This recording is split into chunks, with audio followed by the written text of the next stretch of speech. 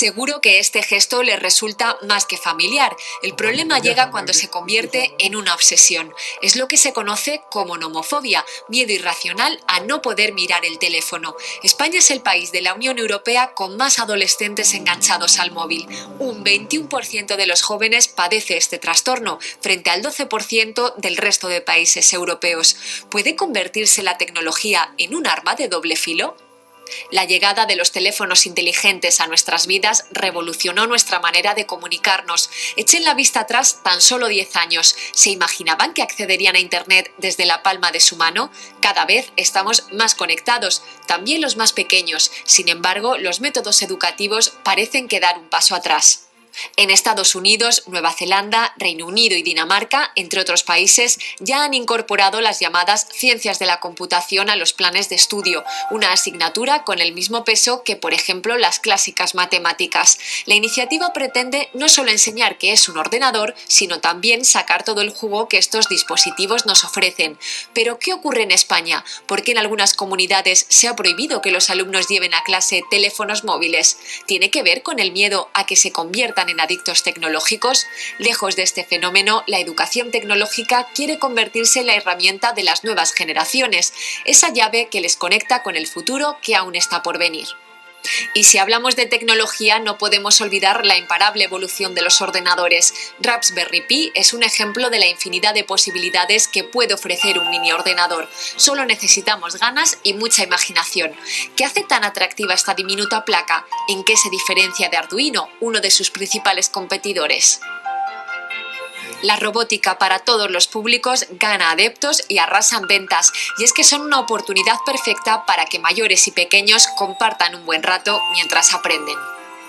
¿Quieren saber en qué consisten todas estas herramientas educativas? Este jueves en nuestra barra contamos con Enrique Dans, nuestro experto en nuevas tecnologías y redes sociales. Con él debatiremos sobre educación tecnológica. Enrique Dans, buenas noches. Muy buenas noches. ¿Qué tal? ¿Cómo estás? Bueno, no estamos mal. Sin entrar en detalles, ¿no? Sin entrar en detalles mejor, sí. Bueno, pues todo lo que nos contaba Silvia es de lo que hoy Enrique nos quiere hablar, pero es que más que hablar casi, vamos a hacer un plano de lo que hay aquí encima de la barra, porque a ver si podemos hacer un plano. Ahí tenéis.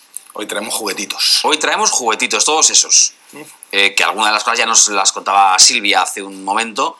Bueno, pues ¿qué es todo esto y por qué nos lo traes esta noche a la barra, Enrique? Pues porque me pareció muy interesante hablar de temas relacionados con educación infantil, con lo que estamos haciendo en los colegios, con pues, los planes que estamos viendo en algunos países, Reino Unido, Estados Unidos, la programación en los colegios. Ha habido una cierta iniciativa aquí en España por parte de la Comunidad de Madrid, que ya veremos en qué queda, ¿no? Pero bueno, ¿hasta qué punto pues, nos parece importante, por ejemplo, que los niños programen, ¿no? Que empiecen a programar desde... Bueno, hay una noticia de esta misma semana, una niña de 7 años a la que le pidieron, a ver si era capaz, la aprobaron, mejor dicho, a ver si era capaz de hackear unas redes que había a su alrededor, y 7 años, y en poco menos de 10 minutos abrió todas las redes, pero vamos, casi sin inmutarse. Es que nos vamos encontrando primero con cierto desarrollo de habilidades más o menos espontáneo, ¿no? Pero por otro lado, el mito de los nativos digitales no es tan cierto como parecía. ¿Ah, no? O sea, realmente los nativos digitales pues, acaban, si los dejas totalmente a su aire, acaban utilizando muy poquitas cosas, mucho, sí, acaban utilizando pues, una red social o acaban utilizando un programa de chat o algo por el estilo, muy bien, o sea, orientados hacia temas de comunicación, etcétera, pero muy poquito, o sea, se vuelven muy verticales y realmente lo que no están es más preparados para el manejo de la tecnología si no los preparamos específicamente para ello, ¿no?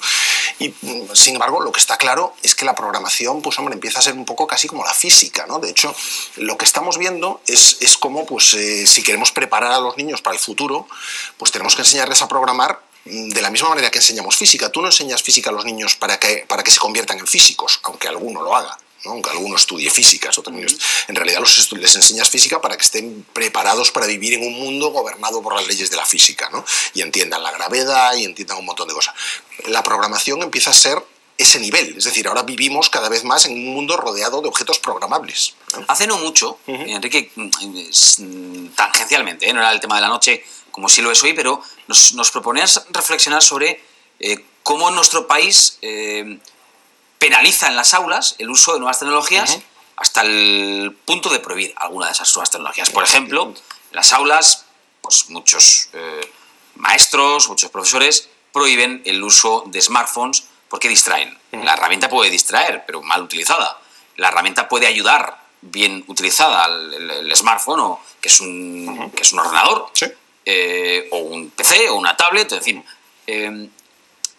Por ahí, si quieres, empezamos a tirar del hilo y a ver hasta dónde llegamos, porque creo que eso enlaza con lo que nos traes aquí, ¿no? Sí, o sea, el smartphone, ¿qué es realmente? Pues una bajada de las barreras de entrada a la computación. Antes un ordenador pues era un cacharro pues, con un cierto precio y complicación, etcétera. Un smartphone es algo que ya es un bolsillo, pero que ya es bastante más potente que muchos ordenadores de hace no mucho tiempo, ¿no?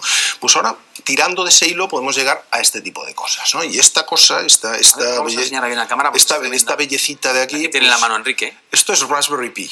O Raspberry Pi, ¿no? Esto está creado por una fundación sin ánimo de lucro británica que se propuso crear el ordenador más barato posible. Y esto es un ordenador. Es decir, claro... Ordenador con qué capacidad, Enrique. Sí, mira, ahora que tenemos el plano ahí. Esto es un ordenador, pues, por ejemplo, puedes utilizarlo para reproducir vídeo en alta definición. Madre mía. Entonces, claro, tú te compras esto, que viene con su cajita, o bueno, le puedes poner una cajita, esto es la cajita en la cual lo puedes meter, para ¿no? que sea más simplemente estético. porque más estético y porque uno de los secretos de la miniaturización son las capas.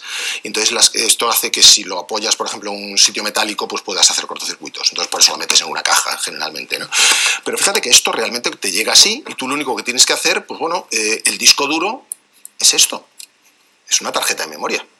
Pues claro, realmente aquí está... Una tarjeta de memoria como las que estamos acostumbrados a ver en el móvil o en una cámara. ¿No? Entonces, ¿qué ocurre con esto? Pues que realmente lo que estás haciendo aquí es decir, bueno, esto es un ordenador, el niño estaría viendo todas las piezas y pudiendo identificar, pues esto es el procesador, estas son las entradas USB, etcétera.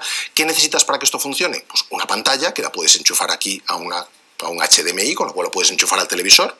Mucha gente lo utiliza, por ejemplo, como media center. Es decir, lo conecta al televisor, lo usa como ordenador al lado del televisor en el que pone toda su música, por ejemplo, o películas o lo que quieres, se está reproduciendo desde ahí, ¿no? Entonces tienes un HDMI, tienes una entrada para la red o USBs en los que puedes pinchar pues, un Wi-Fi, un cacharrito Wi-Fi o ¿no? todo lo que necesites, un teclado, un ratón, un teclado inalámbrico, lo que necesites, ¿no? Entonces, esto realmente es un ordenador. ¿Qué ocurre? Que esto vale 30 euros. Entonces, claro, en el momento en que un ordenador vale 30 euros, tú puedes poner a tus niños a jugar con un ordenador. Porque si rompen uno, pues hombre, tampoco es la ruina de Palmira, ¿no? Entonces, ¿qué ocurre con esto? Que una de las cosas que hizo la fundación, la Raspberry Pi Foundation, fue diseñar esto como forma de bajar tanto las barreras de entrada que todos los colegios puedan tener cacharritos de estos. Que para jugar, para trastear, para inventar, para manipular, para tocar... Hacer que los niños pasen de mentalidad de usuarios a mentalidad de entender lo que hay aquí, ¿no? Entonces, ¿qué consiguieron al cabo de un año, de menos de un año? Pues convencer al Ministerio de Educación de turno para que cambiase el currículum educativo y que metiese las ciencias de la computación como la cuarta ciencia del bachillerato británico. Que esto se dice que va a acabar influyendo incluso en la competitividad del país, ¿no? El hecho de tener toda una generación de niños que aprenden de esta manera, ¿no? Pero por otro lado esto lo podemos pensar como algo que compramos a nuestros hijos para que empiecen a trastear y a hacer cositas con esto, ¿no? ¿Qué más cuestiones curiosas ocurren con esto? Pues que al hilo de estas cosas tienes montajes de otro tipo. Esto, por ejemplo, es Arduino. A ver, vamos a ver otro primer plano de esto, porque todavía Arduino es más pequeño. Es más sencillito porque en realidad no es un ordenador, es una placa programable. Esto es un proyecto italo-español. Entre Zaragoza e Italia se ha ido moviendo la cosa.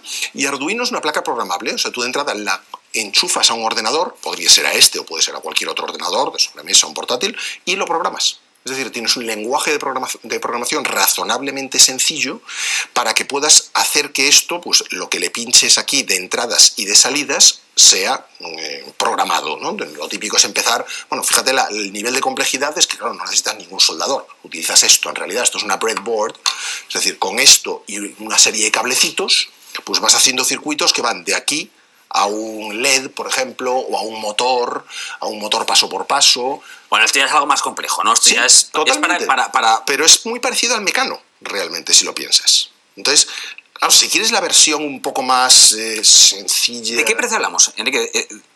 28, 30 euros. Que no hay ningún miedo a que se estropee, a que se rompa, que, bueno, hagas una conexión incorrecta o Y a partir de ahí los componentes que te dé la gana. O sea, si quieres que el niño empiece a jugar con motores y hacer robótica, por ejemplo, pues claro, tienes desde kits, por ejemplo, BQ, una empresa española, tiene kits de robótica. Bueno, es una empresa en realidad de electrónica de consumo. O sea, sus líneas principales es vender smartphones y lectores de libro electrónico, pero tiene una división dedicada a la robótica educativa, pensando en crear más ingenieros o en crear más vocación ingenieril, ¿no? Tienes, por ejemplo, la propia Lego, aunque esto hasta aquí estaríamos hablando, fíjate, de hardware abierto o de software abierto, de cosas que se pueden hacer, pues eso, con placas que están al alcance de cualquiera, pero tú tienes kits de Lego hoy en día. El Lego Mindstorms es un kit de robótica, completamente programable y con su ordenadorcito, ¿no? Ya hablamos de otros precios, hablamos de otro tipo de cuestiones, pero estamos hablando en realidad de poner a nuestros niños a jugar con estas cosas, ¿no? En realidad, ¿cuáles son las partes de un proyecto tecnológico, si lo piensas, ¿no?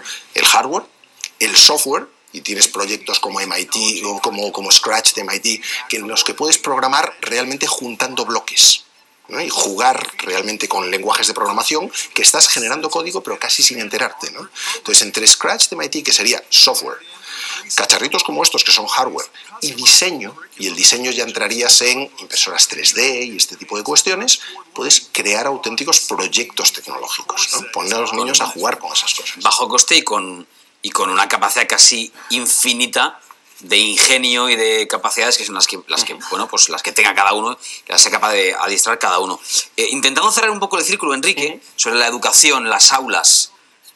Creo que era ayer, cuando escuchábamos una frase que llamaba mucho la atención, la analizamos aquí en la noche desde el punto de vista económico, que es la que pronunciaba el presidente de Telefónica, César Alierta, que decía, en la primera parte de la frase, decía que de aquí al año 2018 el paro puede bajar hasta el 8%, una frase muy llamativa y seguramente muy transgresora, y añadía, y parte fundamental en eso será la educación, la inversión en educación. Efectivamente.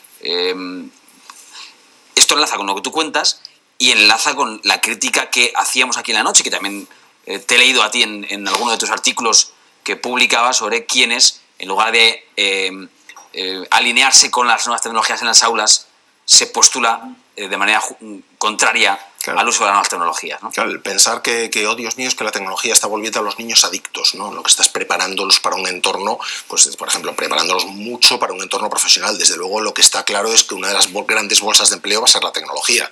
O sea, yo tengo, por ejemplo, una ONG con la que estoy colaborando, ThinkBit.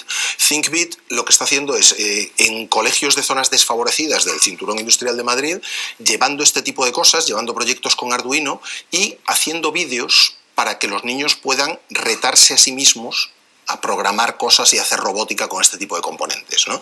¿Qué estás haciendo? Pues preparándolos y mejorando su empleabilidad. Niños en situación de exclusión escolar, por ejemplo, que estaban aburridos del colegio, que no querían ir, y que empiezan a ir porque esto les llama, les seduce, les conectan con eso. Claro, conectan realmente con algo así, ¿no? Y se pueden...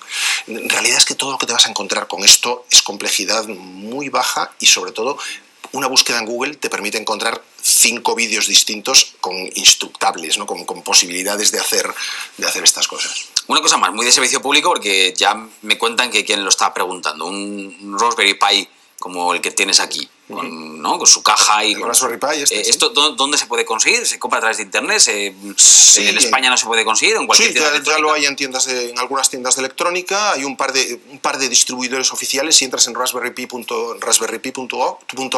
te encontrarás sus 2 distribuidores oficiales. Es una institución sin ánimo de lucro. Simplemente lo que hacen es eso, es tratar de bajar el precio de todo lo que pueden, pero ya lo empiezas a encontrar en algunos distribuidores de electrónica también. Raspberry Pi, entonces, no Raspberry Pi. Vamos a decir. Bueno, Raspberry Pi sería en la pronunciación británica, pero vamos. No te vayas, Enrique, siempre aprendemos mucho. Ya, si empiezas a traernos juguetitos, ya ni te cuento. Esto va a ser cada vez más divertido. Vamos a la redacción, un minuto para saber en qué trabaja, qué prepara el equipo del canal.